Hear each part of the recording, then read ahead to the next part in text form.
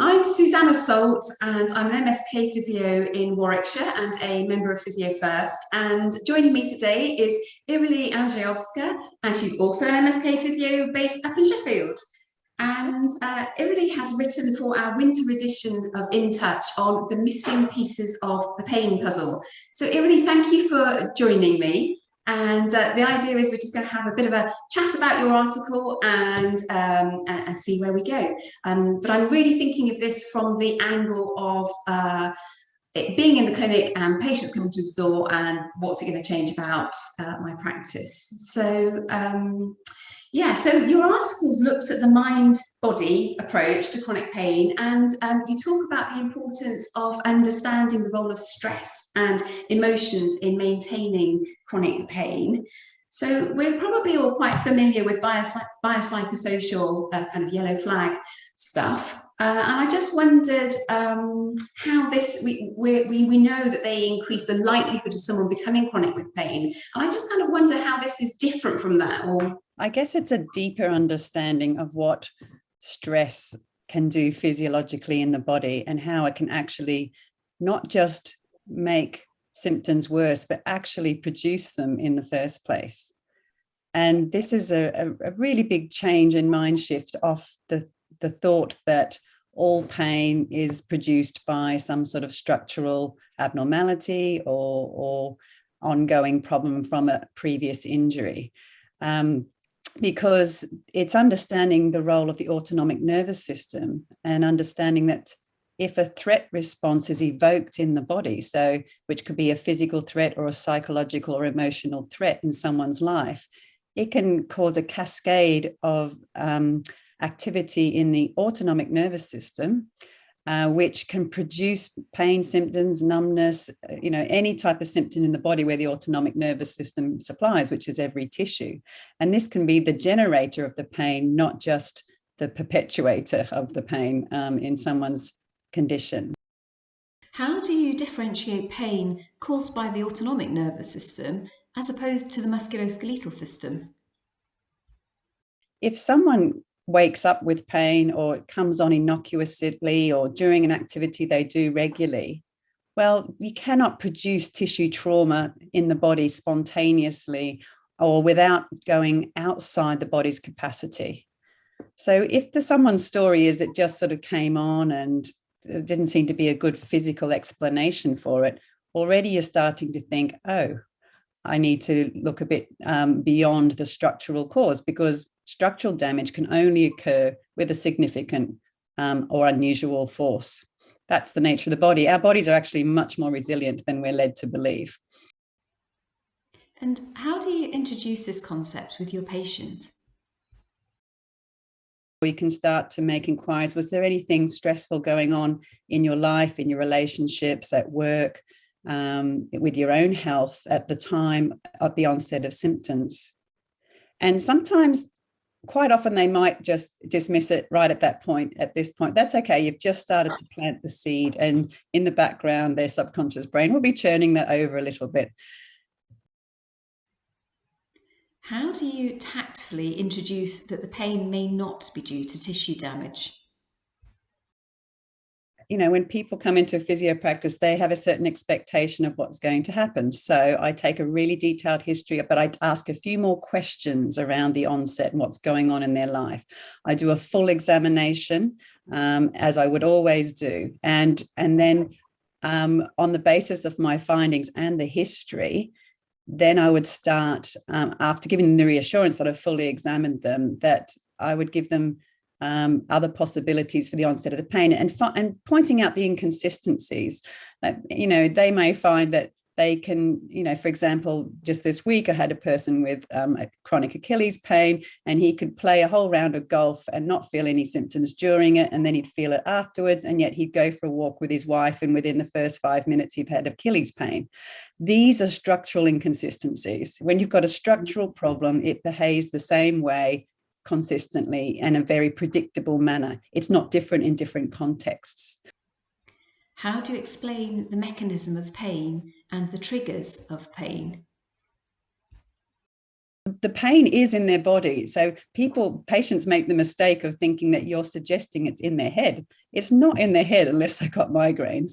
The pain's in their body. It's being produced by, for example, the autonomic nervous system increases the sympathetic innervation of muscles, increases tone. So it's being produced by physiological changes in the body, but not because of damage, but because of activation of the autonomic nervous system, which is our threat response. And it responds to emotional, psychological, and physical threat.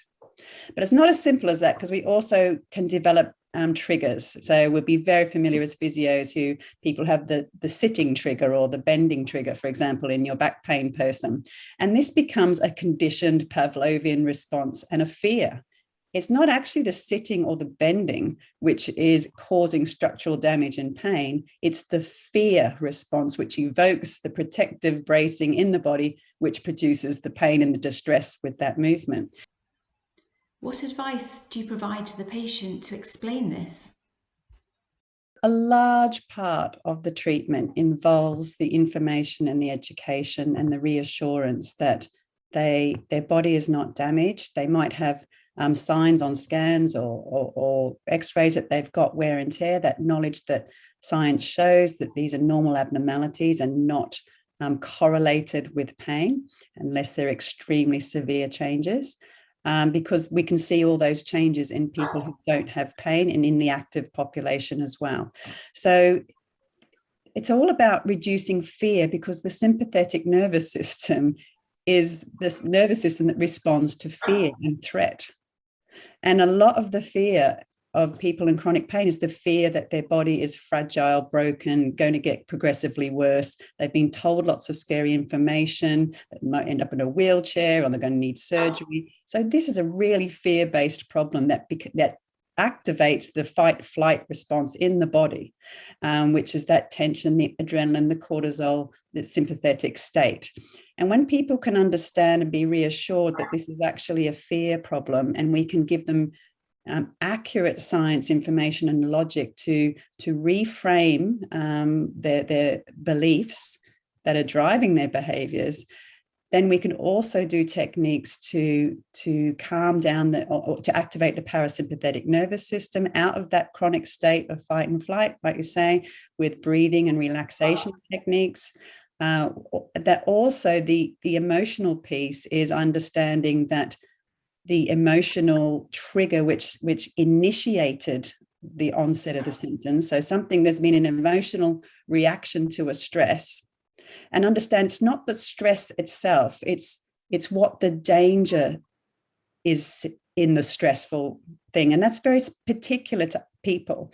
If someone is growing up and they've had a parent abandon them, for example, their nervous system has been primed to that fear of being abandoned, and how that activates your survival response, and your autonomic nervous system goes on a bit more high alert. So later in life, if there's a situation where someone leaves them who's very close to them, that can reactivate that fight response in their body in a more exaggerated way than if they didn't have the previous experience as a child.